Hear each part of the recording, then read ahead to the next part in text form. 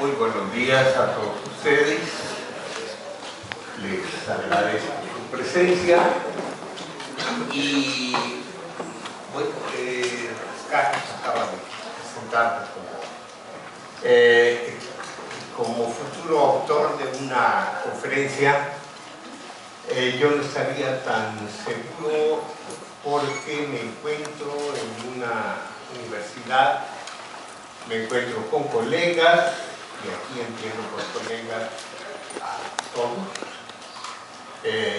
Supongo que todos ya están recibidos o próximos a la recepción.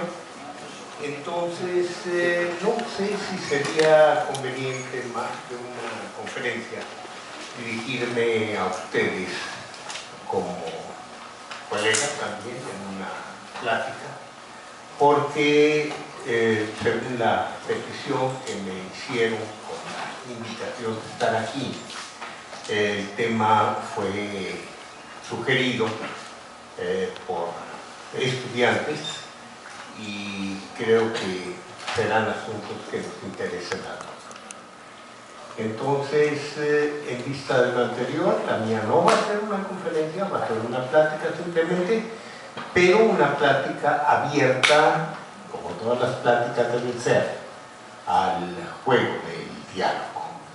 En el momento en que cualquiera de ustedes quiera tomar la palabra, yo la cedo y jugamos al ping-pong. Aquí, si no hay nada, pero de todos modos, con la idea central de que estamos hablando de asuntos que nos interesan, nos competen a todos. Y en primer lugar, el primer asunto que se presenta es el del problema de la universalidad de los conceptos. Sabemos que estamos manejando un concepto en un campo que consideramos universal, que es el de la ciencia. No podemos hablar de ciencia europea o de ciencia asiática o de ciencia africana o de ciencia americana, sino que pretendemos, todos los que estamos en este campo, y aquí estamos todos, pretendemos, cuando menos, nuestro ideal es transponer estos límites que nos caracterizan la ciencia, por ejemplo, muchas veces hasta despectivamente, como un conjunto de percepciones de carácter europeo, de carácter occidental, se nos dice, para ampliar mucho más lo europeo. Pero creo que nuestra pretensión como científicos, al escoger nosotros este campo, es precisamente en tener como meta algo que pueda servir como materia de discusión, de diálogo entre todos aquellos que de cualquier parte del mundo y desde cualquier tradición particular hayan escogido lo mismo. Y en ese sentido tendríamos que hacernos la primera pregunta. Bueno, si nuestras metas son universales, ¿qué tan universales son los conceptos que manejamos? Porque estamos viendo una realidad tal vez insular, pero de una isla enorme. Si vamos a insular, pues estamos hablando cuando menos de esta isla que llamamos continente americano. Y los conceptos, estos conceptos que llamamos universales, han sido construidos, la mayor parte de ellos, sin tomar en cuenta esta parte del mundo. Entonces, es la primera pregunta. ¿Estos conceptos universales son realmente aplicables en su totalidad a nuestras muy diversas realidades culturales? Porque lo primero que tenemos que preguntarnos, yo soy historiador, muchos de ustedes también lo serán, o serán antropólogos en el sentido amplio de la palabra, lo que estamos estudiando es lo mismo. La transformación transformación de las sociedades, con un enfoque muy particular en las culturas. Pero si tenemos este enfoque particular, también tenemos que estar convencidos de que lo primero que tenemos que tomar en cuenta es una muy grande diversidad de puntos de vista, de culturas, de tradiciones en el mundo. Ya a estas alturas, y si queremos pensar verdaderamente desde una posición de universalidad, tendremos que decir que debemos olvidar este eurocentrismo que nos ha marcado hasta ahora, que ha caracterizado a la ciencia, que nosotros somos conscientes que está presente, pero que evidentemente no estamos conformes con que esté presente. Entonces lo que trataremos de hacer es precisamente de enfrentarnos, no nada más a realidades no suficientemente conocidas, que van a ser nuestros objetos de estudio, sino también con la conciencia de que aquellos conceptos, aquellos paradigmas, incluso, que vamos a aplicar, aquellas definiciones, ya muy centrado todo, posiblemente no sean eficaces. Y al no ser eficaces, nosotros también tenemos la obligación de hacer algo frente a nuestro bagaje de carácter pretendidamente universal, que sabemos que no lo es. Entonces, el problema se puede centrar así: el problema del centralismo europeo. Las categorías se han formado para realidades ajenas a la mesoamericana. Es necesario revisar las categorías en la confrontación con la realidad mesoamericana, porque allí viene otro problema. No podemos decir, bueno, borrón y cuenta nueva y vamos a empezar con... No, no somos capaces de hacer eso. ¿Por qué? Porque partiendo de la misma idea de la diversidad cultural, de nuestra manera particular de enfocarnos frente a un mundo objetivo, tenemos que saber que nadie va desnudo frente a un mundo objetivo. Todos tenemos que ver el mundo con prejuicios. ¿Qué prejuicios? Los nuestros. No hay verdad absoluta, pero cada quien tiene su verdad. Cada quien tiene su lente para ver el mundo. Si esos lentes son tantos, si no hay verdad absoluta, lo que tenemos que hacer es ajustar los lentes para ver mejor, para ver la realidad tal como es. No, eso jamás lo lograremos. Para ver lo mejor posible aquella realidad que estudiamos.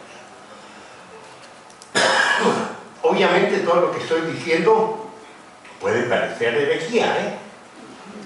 Levantan la mano. Reconociendo también que soy hereje, consciente de ser hereje. Bueno, entonces, ¿qué es lo que hacemos? Primero nos aproximamos con nuestro cajón de herramientas. A la izquierda tendríamos, en este caso, perdón porque voy a usar una cosa que conozco, pero esto de categorías y conceptos. Esto es lo que tenemos. Con esto nos aproximamos, es nuestro cajón, acervo teórico general, y con este acervo teórico general vamos a ver un campo conocido. Ya lo hemos probado mucho en este campo conocido, pero de repente nos metemos a otro campo, y que vemos que tiene una aplicabilidad ratificada, pero después penetramos en un campo ajeno, no tanto ajeno a nosotros, ajeno a nuestra caja de herramientas. Entonces vemos que hay una inaplicabilidad total o parcial. ¿Qué hacemos en este caso? Tenemos que reformar nuestras herramientas, volver a construir las herramientas adecuadas y ya que están adecuados, vamos de nuevo al campo ajeno a aplicarlo, encontramos una aplicabilidad, cuando menos mejoramos nuestro punto de vista, y ya que tenemos esa aplicabilidad, vamos a ver si podemos introducir esos cambios al campo general de nuestro estudio. Modificamos el antiguo campo conocido y superamos nuestra percepción de la herramienta. Es un trabajo complicado, o sea, ante cada problema que tenemos, vamos a obrar teóricamente. En el caso mío, yo soy un hombre, me considero un hombre más que todo práctico, me interesan los objetos reales, la vida concreta, la vida cotidiana, las creencias de la gente. Pero de repente se ve uno forzado, nadie le va a hacer a uno las categorías y los conceptos y las definiciones. Entonces me veo obligado a penetrar en el campo teórico. Y esto lo he tenido que hacer durante muchísimas veces a lo largo de mi vida, sin ser teórico, pero respondiendo prácticamente a lo que se va presentando día con día. Entonces, ¿cuál es el campo en el que yo trabajo? En términos muy generales, lo que llamamos Mesoamérica, no con la definición que nos da Paul Kirchhoff, que corresponde a una época tardía, y yo superaría toda, bueno, no yo, ahora hay toda esta comba que se hace aquí, esta retracción de los límites septentrionales de Mesoamérica. Se sabe que en un tiempo no fue ahí, sino que estuvo mucho más al norte. Entonces, esto sería Mesoamérica, con el problema, pero ya ese es un problema personal, que yo no soy mesoamericano, mi origen es mucho más al norte, tierra chichimeca. Entonces a veces tiendo a forzar las cosas y llevarme los límites de Mesoamérica a mi casa. Pero en fin, estas ya son problemas no científicos. Ese es el campo en el que voy a tratar. ¿Qué es lo que encuentro? Lo mismo que se encuentra en el mundo. Hay una unidad de pensamiento, evidentemente, pero tenemos una enorme diversidad dentro del territorio que mi maestro definiera. Entonces, nuestro trabajo ya no es tan sencillo, es un trabajo que corresponde, o cuando menos así debe ser, corresponder a la dialéctica de la realidad. No podemos trabajar ni la unidad mesoamericana per se, ni la diversidad mesoamericana, porque nos atomizamos. Y estamos negando también una parte importantísima de la realidad.